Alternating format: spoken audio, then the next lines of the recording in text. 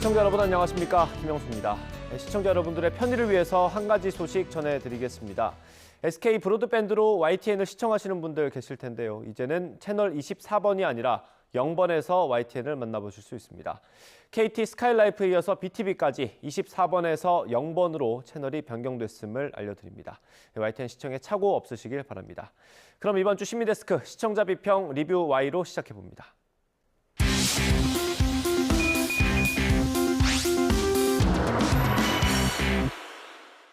네, 세 분 어서 오십시오. 안녕하십니까?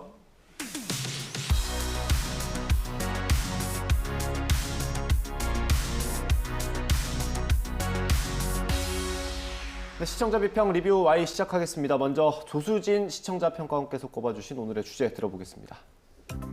재난이 발생했을 때 정확하고 신속하게 재난 정보를 제공해 국민의 생명과 재산을 지키는 것도 언론의 기본 사명 중 하나이다. 2014년 제정된 재난보도준칙의 첫 문장입니다. 보도준칙 제정 이후 발생한 여러 사건, 사고 보도에서 언론은 이 지난 다짐을 잘 지키고 있을까요? 오늘은 최근 연이에 발생하고 있는 사건, 사고를 전한 YTN 보도 살펴봅니다. 네, 오늘 강성웅 해설위원 실장님 처음으로 나오셨습니다. 오늘 처음으로 나오셨으니까 인사 말씀 한번 부탁드립니다. 무엇보다 이제 YTN 보도에 관심을 갖고 지적해 주신 부분을 저희는 잘 경청하려고 합니다. 그리고 그런 과정을 통해서 YTN 그리고 언론의 어떤 본연의 기능인 공공적인 기능을 잘 수행할 거라고 생각합니다. 잘 부탁드리겠습니다. 앞으로 잘 부탁드리겠습니다. 오늘 주제 본격적으로 다뤄보겠습니다. 이태원 참사가 2주 정도 전에 있었습니다. 그리고 그 사이에 광산에서 매몰됐던 노동자 두 분은 기적적으로 살아오셨고요. 열차 사고도 몇 건 있었습니다. 언론 보도가 좀 이런 사건 사고에 많이 집중이 됐는데 어땠습니까? 먼저 이제 YTN 사건 사고 보도를 살펴보기에 앞서서 저희가 먼저 이번에 이태원 참사를 어떻게 지칭할지 정리가 좀 필요하다라는 생각이 듭니다. 사건명을 어떻게 하느냐는 그 사건을 바라보는 관점이 들어가기 때문에 중요한 겁니다. 그리고 책임 소재와도 관련이 있기도 합니다. 이번에 언론을 살펴보니까 대부분의 언론사가 인터넷에 별도의 세션으로 구분을 해서 기사를 모아놓은 것이 많았습니다. 네. YTN은 이태원 참사라고 제목을 붙여서 네. 기사를 모아놨고요. 타 언론을 보면 이태원 참사 책임, 또 이태원 헬로윈 참사, 이태원 압사 참사, 이렇게 여러 가지가 있었는데요. 이와 관련해서 한국심리학회는 지역 혐오 방지를 위해서 12구 참사라고 부르자라고 제안을 합니다. 그래서 YTN은 혹시 이 부분에 대해서 고민이나 지침이 혹시 있었는지 좀 여쭙고 싶습니다. 좋은 질문인 것 같습니다. 이번 이제 보도를 담당한 우리 YTN 보도국에 한번 문의를 해봤습니다. 사고의 명칭을 어떻게 정리할지를 내부 검토를 했다고 합니다. 이태원이라는 그 지명이 있고 헬로윈이라는 행사가 있고 또 12구라는 날짜가 있고요. 여러 가지가 있는데 사고 초기니까 이제 장소를 어느 정도 알려줘야 될 또 정보를 전달해야 될 책임도 있지 않습니까? 그래서 그런 걸 감안해서 이태원 참사 이렇게 초기에 부르기로 했다고 합니다. 물론 발생 지역의 피해 우려를 감안해야 된다는 말에 전적으로 공감하고요. 그래서 여러 가지를 검토한 것 같습니다. 그래서 이태원 참사라는 것을 정한 배경은 그렇고요. 이런 거를 부르는 데 있어서 어느 정도 사회적 공감대가 굉장히 중요한데 이 공감대가 확산되고 12구가 더 맞다라고 한다면 그것을 굳이 고집할 필요는 없다. 이런 의견을 가지고 있는 걸로 알고 있습니다. 예, 앞으로 더 많은 고민이 필요할 것 같습니다. 관련 보도는 좀 어땠는지 박사님 전해주시죠. 대형 재난 앞에서 이 YTN의 역할을 좀 고민해 볼 수 있겠는데요. 이 헬로윈 데이에 받은 사탕, 사실은 마약일 수 있습니다. 그리고 3년 만에 돌아온 노마스크 헬로윈 축제 분위기라는 보도를 냈습니다.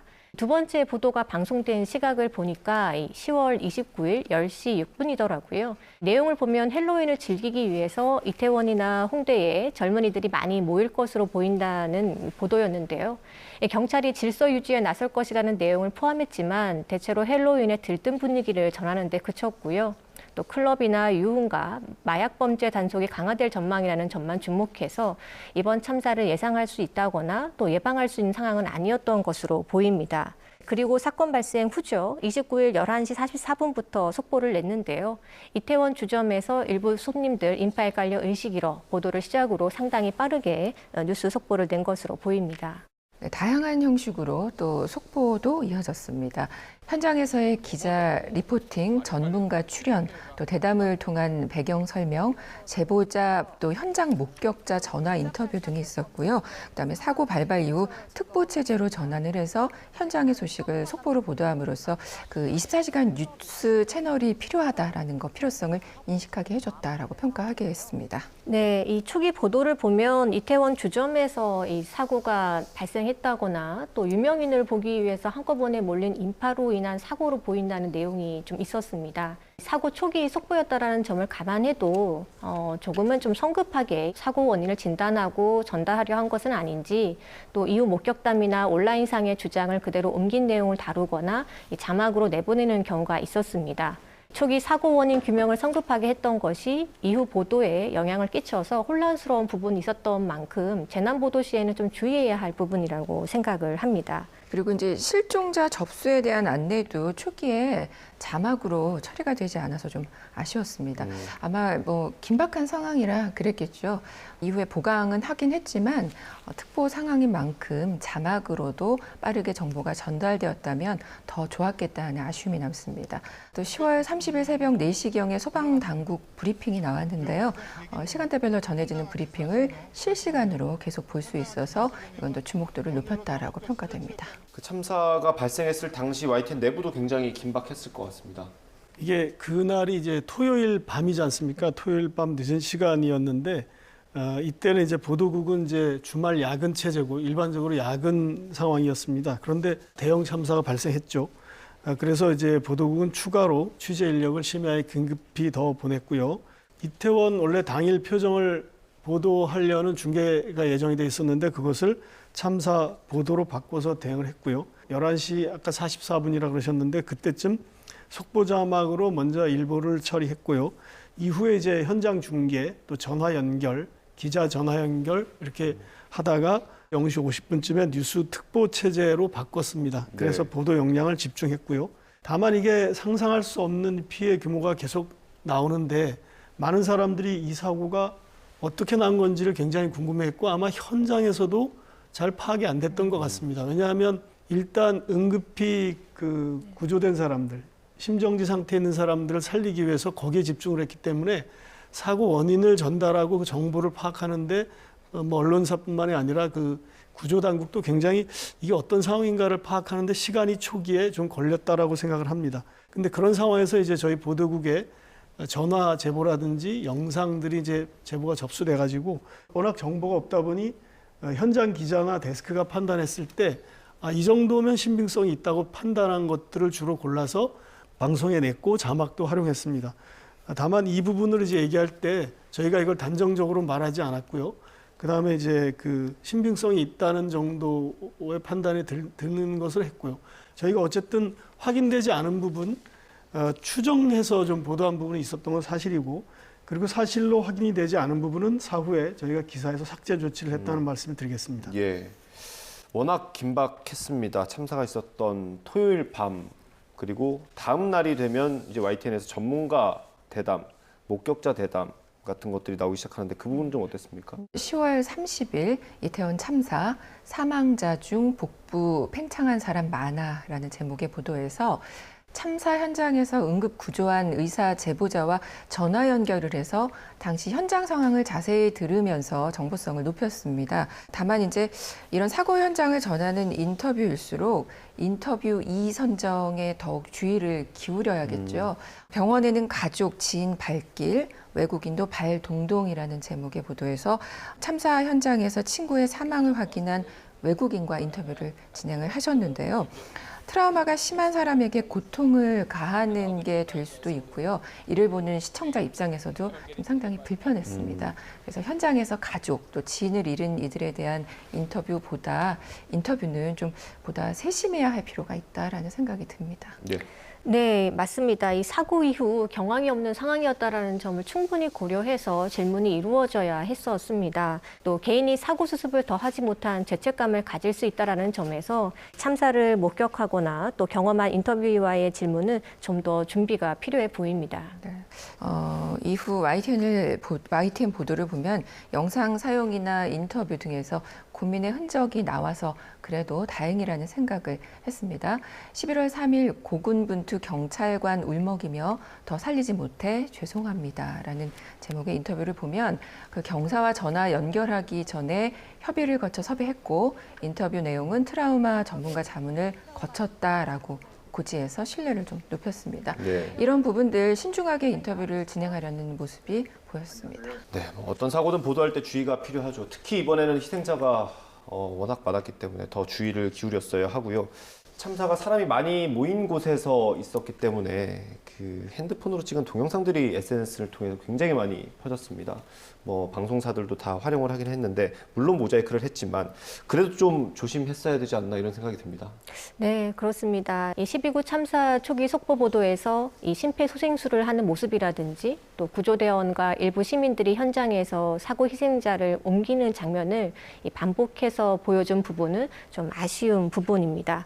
이 현장 상황을 최대한 카메라에 담고 또 기록해 두는 것은 언론사의 중요한 취재이지만 일반 시민들에게 어떤 내용을 전달하고 어떻게 전달할지는 이 편집국에서 적절한 선택과 판단이 이루어져야 한다고 생각을 합니다. 사실 이게 늘 지적하는 부분인 것 같습니다. 이와 관련해서 KBS가 이제 선제적으로 좀 대응을 했습니다. 참사 영상 원칙적으로 사용하지 않겠습니다를 고지하면서 이렇게 의미가 있었는데 YTN도 31일 오후 7시 앵커가 이태원 참사 현장 영상을 최대한 엄격하게 사용하겠다는 다짐을 뉴스 첫머리에 밝혔습니다. 시청자나 사고 당사자, 가족 등 그 외상 후 스트레스 장애를 우려하는 것에 그치지 않고 윤리적인 선을 지키는 한에서 앞으로 그 언론으로서의 진실 규명과 책임 소재 추궁 등의 책무도 잃지 않겠다라는 선언이 신뢰를 주었다라고 생각이 듭니다. 네, 이게 뭐 워낙 큰 참사였기 때문에 상당 기간 진행이 될 것 같습니다. 앞으로도 저희가 잘 챙겨보도록 하고요. 보도량 자체가 적긴 했지만 광산 매몰 사고가 있지 않았습니까? 두 분이 뭐 정말 기적적으로 다시 살아 돌아오긴 했는데 저희 보도는 좀 어땠습니까? 27일부터 광산에 매몰된 노동자 2명을 구조하기 위한 구조 작업을 YTN은 보도를 이어갔습니다. 29일 나흘째가 되는 상황에서 진입로 찾기가 어렵다라는 상황, 또 31일에는 사고 엿새째 구출 작업이 이어지고 있는 상황도 전달해 주었는데요. 11월 4일 221시간 만에 그 갱도에 고립됐던 노동자 2명이 무사히 구조됐습니다. 이렇듯 YTN은 다른 방송사보다 이 매몰부터 구조되기까지 일련의 진행 상황을 자주 보도해 준 것으로 볼 수 있었습니다. 12구 참사 상황에도 또 광산 매몰 사고까지 이러한 상황들 놓치지 않고 전해주어서 이 점은 유익했다 볼 수 있겠습니다. 너무나 많은 인명 피해를 본 이태원 참사에 가려졌지만 광산 붕괴 사고도 엄청난 정말 사고였습니다. 박사님 말씀하신 것처럼 구조 작업을 그 상황을 빠르게 전달한 거 유의미했다라고 보여지고요. 다만 이제 그 생환 후의 보도를 좀 살펴보면은요.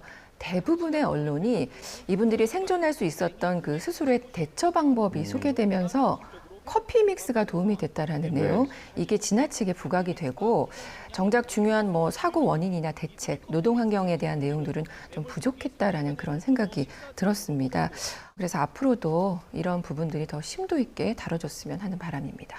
저도 좀 아쉬운 부분을 한 가지 말씀드리면 이 YTN이 다른 방송사보다도 이제 매몰 사고를 자주 보도해 준 것은 맞습니다. 하지만 이제 구성상으로 보았을 때 이 열흘 동안이나 고립됐던 노동자들이 무사히 구조된 것은 뭐 기쁜 일이지만 앞서 참사와 연결해서 대비되게 보도가 나가지 않게 했어야 했다라는 생각이 좀 들었습니다.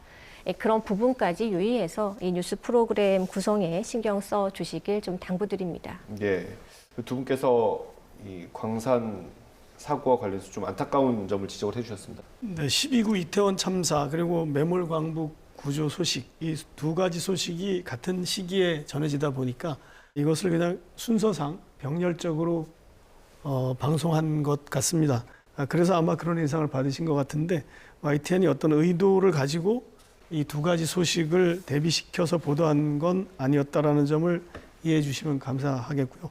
앞으로도 지적하신 대로 YTN은 이제 광부 매몰 사고와 관련해서 사고 원인 그리고 방지 대책 또 어떤 그런 상황에 직면했을 때 살아날 수 있는 방법 이런 것들을 좀 충실하게 후속 보도할 예정입니다. 네, 오늘 리뷰 Y 내용 정리해 보겠습니다. 이것만은 꼭 시간입니다. 평가님부터 한 줄 요약 부탁드리겠습니다. 참사 보도 사회적 참사 본질을 밝히는데 주력해야. 언론 프레임의 사회적 참사의 본질을 밝히고 앞으로는 다시는 이런 일이 재발하지 않도록 하는 그 언론의 재기능 역할을 하고 있는지 돌아볼 때입니다. 깊이 있는 보도가 언론의 신뢰를 회복할 수 있음을 꼭 기억하시기 바랍니다. 네, 다음 김수정 박사님 한 줄 평 들어보겠습니다.